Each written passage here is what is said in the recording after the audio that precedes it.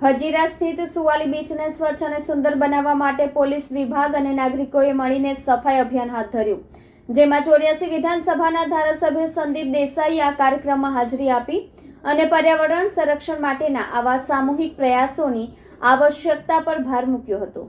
હજીરાના સુવાલી બીચને સ્વચ્છ, નિર્મળ અને સુંદર બનાવવાના અનોખા પ્રયાસમાં પોલીસ વિભાગ અને નાગરિકોએ એકજૂથ થઈને કામ કર્યું છે।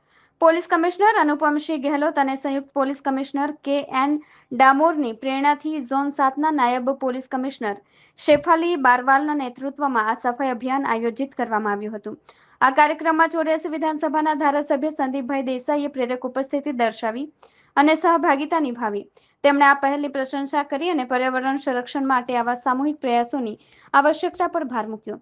આ અભિયાનનું ધ્યેય આવો દરિયો બોલાવે છે, સફાઈ માટે હાથ મિલાવીએ રાખવામાં આવ્યું હતું, જે સમુદ્ર કિનારાની સફાઈ માટે સમાજના દરેક વર્ગને એકઠા થવાનો સંકેત આપે છે।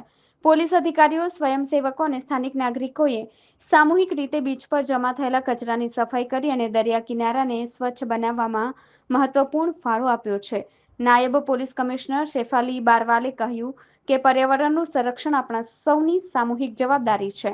આપણી નાની પહેલથી જ દરિયા કિનારાને સ્વચ્છ અને સુંદર બનાવવાનું આ અભિયાન એક પગલું છે। આવા કાર્યક્રમો દ્વારા આપણે લોકોમાં પર્યાવરણ પ્રત્યે જાગૃતિ લાવવા માંગીએ છીએ। આ સફાઈ અભિયાને નાગરિકો અને પોલીસ વચ્ચે સામૂહિક સામાજિક જવાબદારી નિભાવવાને પુષ્ટિ આપી છે અને શહેરના પર્યાવરણીય સંરક્ષણમાં એક નવી ચેતના ઊભી કરી છે।